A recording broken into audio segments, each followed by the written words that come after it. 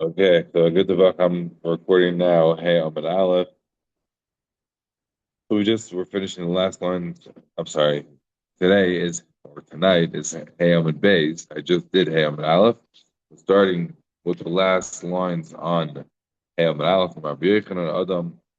The word Adam is Afar, Dam, and Mara. The acronym. If you took the word Adam, it basically means he's a nothing. He's Afar, he's Dam, he's Mara. These are very lonely, very lowly types of traits that a person should recognize about themselves. And if they do, they'll have the requisite amount of Hakna. That's why an Adam was called an Adam, to, as it were, remind them of the fact that they are really uh, made up of the dirt, of blood, of bile, of things like that. Meaning, as Rashi says, Al God, don't get so haughty. What are you? What is a human being, anyways? After all, just a bunch of dirt, some blood, and some bile. Basar, what is we refer to Basar?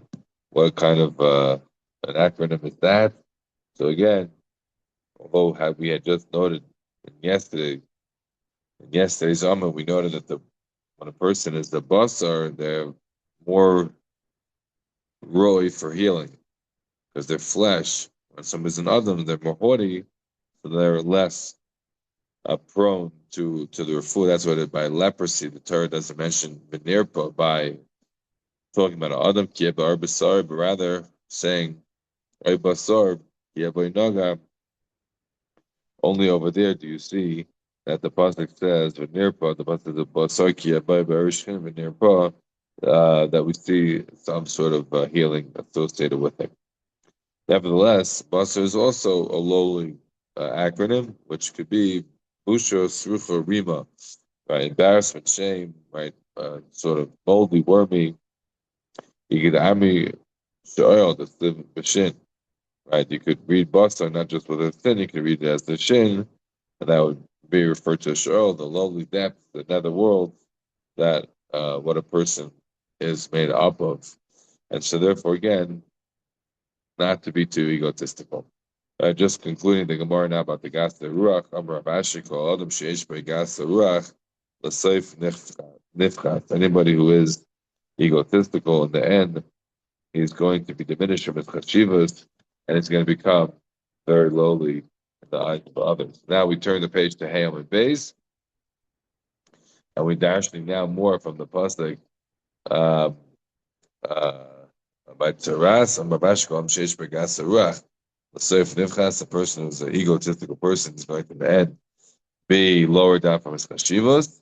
Because the pasuk says, "The last ace, the last apakas, v'la behores." Right? The pasuk says about the different kinds of melodies of tzaras. The ain seis el lashon gavaya. Some the lashon of seis is a lashon of haughtiness. Shneimar, because the pasuk says, "Va'akol ha'arim haramim, v'al kol ha'gava'os ha'noisa ois." So all the high mountains, and use the lashon of seis. So that shows us that it's coming from a certain type of a haughtiness. As Rashi explains, al yidei sheminasa atzma, because he's lifting himself up and making himself very haughty. So bali de sapachas, he's coming to have the negative taras. And so effectively he's going to be getting this saras, which is effectively to remind him that he has to be a toughel, he has to be not so arrogant. So continues the Gemara, and the Gemara says, "Ve'en tapachas al tefillah," and that's what the next word is after laseis. And tapachas is the lashon of tefillah, meaning somebody who's not chashuv, somebody who's nitva ba'acherim, and somebody who is not arrogant. And we have a pasuk for this as well. Shenemar, "Tzivchenino al achas hakayanes lecho pas lechem." Over there, the children of Eli were punished, and basically they needed now to um, to rely on other families of Kahanim in order to be able to, to get their sustenance. And this expression, like Levi Chet Benachlam Yisrael, the Kahanim had to get the matanas, and if they couldn't get matanas, they had a problem. So you see the word sapachas is a reference to somebody who's a tough, somebody who's lowly, not arrogant, the opposite thereof. And so therefore, again, Rav Ashi's idea that somebody's a Gavar Lev, the Seif Nifchas, is going to be diminished, as it says in Pasuk, V'las the Ace, V'las Sapachas, the Nifchas and Sapachas is connected, and essentially we're saying somebody who's V'las the Ace, for the very haughty, is going to be, Sapachas is going to be Nifchas, is going to be lowered down. It's going to be brought to heel. So I think more Shumalevi Barei Kam Gedolim Nimuche Harach Lefnei HaKadosh Baruch Hu. Come see, says Rabbi Shimon Levi, how great are those who are lowly of spirit before the Rebbeinu Shalom. Why? Shebeshah Beis Hamikdash Kayam. Because when the Beis Hamikdash was still around, Adam Makav Olam, when a person brought a carbon oila, Schar Oila Biyada, he got the reward of the carbon oila. Mincha, if he brought a carbon mincha, Schar Mincha Biyada, so you got the reward for the carbon mincha. Avamisha died to but somebody whose heart is low, meaning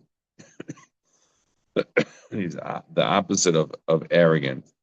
He's a lowly, humble person.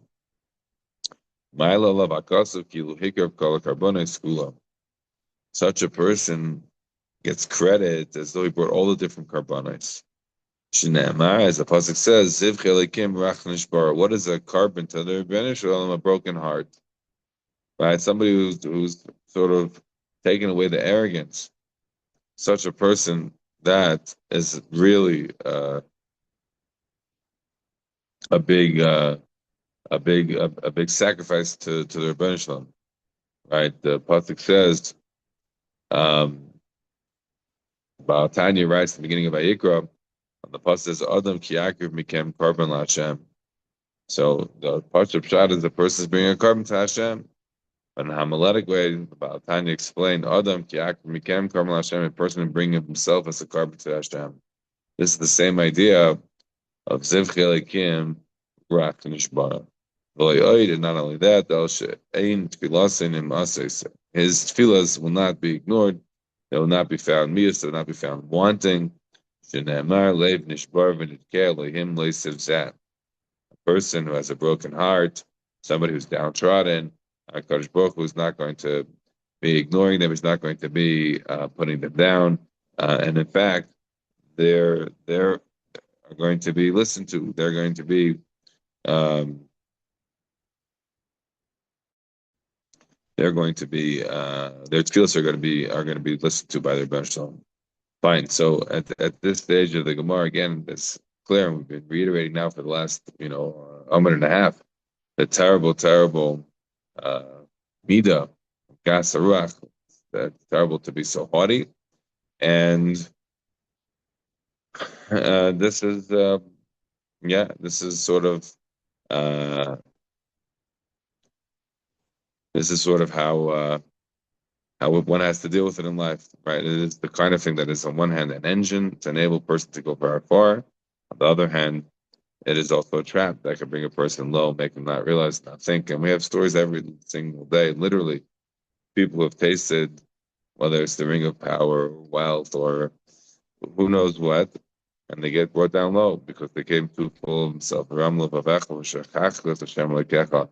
As we said yesterday, the Gemara says, juxtapose Hashem Lachem Pentishkachas Hashem Leikecha. Azhara is minayin. That is one of the ways of making Azhara, was the Shomer Pen or How. Fine. So Zot the Gemara, Amram Shuvalevi, Kol Asam Archaisav, Bailam Azeh, Zeicha V'Roya B'Shuas Shel HaKadosh Baruch Hu. What exactly does it mean? Someone who's some Archaisav.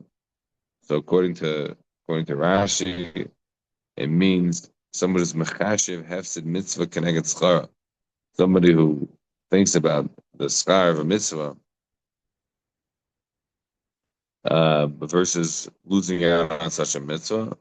So the Ram doesn't agree with this, but according to this, at least according to Rashi, so he's zeicha v'roya b'shuas shel HaKadosh Baruch Hu. He's zeicha to see the Yeshua of Hashem. Shneimar v'som derech erenu b'yesha alikim. I'll take you right? But some don't read it as Basam, but Basham there. In other words, we should look at this person who's going to see the Yeshua, see the saving of God, as a person who has weighed out all the schar mitzvah versus the hefset of a mitzvah and done that in a deep way. So such a person who's done that with himself is somebody's going to be zeichet to see the Yeshua of HaKadosh Baruch Hu. Yeah. So now we're up to the next part of the Mishnah. The Mishnah told us about how a person does kina. Ketzad mekanala, says the Gemara. A gufa kasha. The Gemara says, I don't understand. The Mishnah, if we look back at the Mishnah on base, the Mishnah had told us as follows. If you look at the Mishnah on base, the Mishnah said, Ketzad mekanala. How do you do kinoi? You say in front of two people, don't speak to this person. V'dibra imay, and she speaks to him. Adayin hi muteres lebesa. She's still permitted. She does need to drink meseida. But if she comes into a private place with this person, then she stays there for a time of kedei tumah, as we explained. So then she will become us to her husband until she drinks. So the Gemara wants to know, what is the kinoi? Kate said McConnell. What exactly we said? We said kinoi is, they said don't speak to her. Says Margufa Kasha. This thing is fundamentally a question. What do you mean?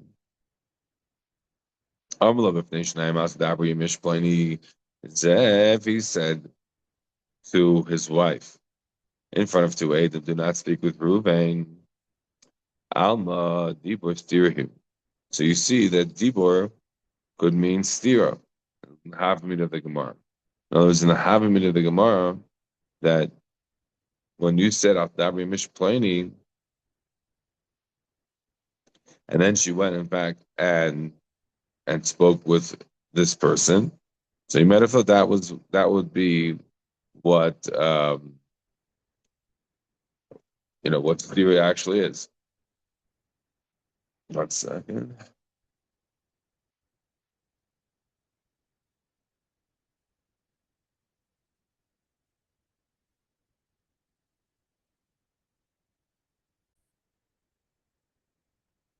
Yeah, so again, the Gemara says, Ketza Makana La Gufa Kasha. Amr Samala B'fnei Shnayim Af Dabri Mishplani Zef. You said to the wife not to speak to this person. If that's what we're saying, that's the warning. So you're saying that that's what the steer is. That's what he's warning her against. So you say Dibur is steer, Alma Dibur steer. It sounds like that. What you're saying is Dibur is steer. But then the Mishnah continues and says, "V'hadatani Dibur Yimoyadayin Mutaris Lebeis So Mutaris Lachavachuma." But if she actually does end up talking to the guy, then it's mutter to eat truma. She was about Eshes Kain. It's mutter to her husband. And she doesn't have to drink. So you see that Dibur is not steer. Alma Dibur like Klumbus. You see Dibur is nothing. So what do you mean? What's the Mishnah saying? Al-Tadabri Mishplani is the warning, but that's not the stira. So what is the stira? What exactly is the warning for? What exactly is going on? Says the Gemara Rabbi, come on. This is what's going on. Al-Tadabri Dibra, it's a situation where the husband told her she's not able to speak to Reuven. And she went and spoke to him. Or Al-Tadabri, even Isra, he said not to speak. And she closeted herself. And she closeted herself, or or he said to her not to be closeted, and she ended up speaking with the guy. This is none of these are situations without warning, and the subsequent stira are going to be sufficient to be considered a situation that she's going to be required to drink. What is the actual situation she's required to drink? Is right? If she just simply nistra for a second, that's not enough. It has to be kidei tuma. And in that situation, so he warned her not to be talking to Ruvain, and then she went and closeted herself with Ruvain kidei tuma, which we already explained how long that is. Then she becomes usher until she drinks. So again, we had a question on the Mishnah. The Mishnah tells us what is kina, what is it mean. It sounded like kina was speaking. Then clearly wasn't speaking. I'm sorry, the kinoi, the Gemara's question is what is the stira? And we thought initially what it meant was that the kinoi says not to speak. So speaking was the stira. And the answer was no. Because if a woman ends up speaking to the guy, she's not answering to her husband. So we said no. What is kinoi has nothing to do with um sorry, what is stira has nothing to do with the warning not to speak. Stira is being closeted, but it's not just being closeted. It's being closeted kedei tuma. So she has to be warned not to speak with the person, and she has to be closeted with that person kedei tuma. If that's the case, then that would be a good kinoi and stira. In all the other cases, somebody says don't talk to the person, she talks to the person. Right? Or if she goes into a private place but for a very, very short time. Those are not problems. But when it comes to um, being in a private place, that's would be a problem. And there you would have a situation where we would find her to be asana to her husband until she drinks. Fine, let's do the last Gemara here on the page. The Gemara tells us the Emes Chayletzes Blemis Yavemis, right? It's a situation where she had a kinoi done to her. Then she has a stira, right? So she was closeted, and before she drank, her husband died. So it's saying that she doesn't do yibum, she does chalitza. So the Gemara says, "Amaitis yabim." Why is she doing yibum? Why isn't she doing chalitza? So the Gemara says, "V'meis chalitza samait siyam nami yibum." Why can't she do yibum? Why are we saying only chalitza? So Rabbi Yosef Amarkov Yosef Meis Taval Chavay Stalish Acher. We talked about the pasuk already before. When a woman is um, caught with some sort of erva situation or whatever, the husband wants to divorce her. So she goes away and she goes to marry somebody else. She's able to marry somebody else, but not the Yavam. So therefore, Yibum is not an option. So says the Gemara, really? So one second. You want to tell me that Yibum is not an option because of the fact that you're saying that we learn from Biyat and base of Alpha by Ish Acher that the Ish Acher she's permitted to marry, but she's not permitted to marry the Yavam. So says the Gemara. But one second, why is it? So now you explain to me why Yibum is not an issue. Fine, but why do we even need chalitza? Says the Gemara, why do you actually need to have chalitza at all? In other words, um, if we're saying that she was out there onto her husband until she drank, obviously he died before she drank, so now she's never going to drink. So just say if she doesn't get a chalitza at all, she doesn't need it. Says the Gemara, no, Amarle Asa Labal. So Rabbi Yosef responded back to Abai and said, no, if her husband was here, Milo Abai get. Wouldn't, if she didn't drink, wouldn't she have needed a get? There's still some sort of a connection here. So in the same way that she would have required a get, she requires Talitha. This time I'm Rabbi Yosef. Those that want to say it like this, I'm Rabbi Yosef. Rachmana I'm Rabbi Yosef. Rabbi say, Alcha v'Haisa l'Ishacher. Rabbi Yosef says that the Torah says that she leaves the house and goes to another person.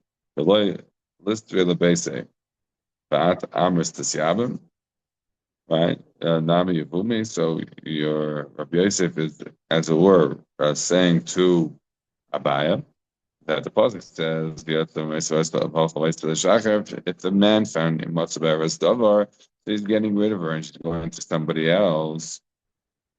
And that's what it means. She left his house. She went to someone else's house. The basic, right? That she's not going to be to become aser onto her house But Amos to Siam Nami, you want to suggest that she should be getting Yibum?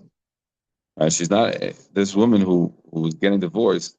She's no longer able to be part of that prior husband's home. So she's going out to somebody else. That's why she's getting chalitza. So what's your havamina to say that she should have had yibum? We say that when somebody finds the Eretz Dover, he sends her away. She can go marry somebody else, but there's no more connection within his home. Has to be an isha acher, and she cannot marry within the family of the husband. So why would you suggest that in this situation when she didn't drink, but there was an issue here, she was a kinu steer, etc. She didn't drink because the husband died. So the husband had a to get rid of her.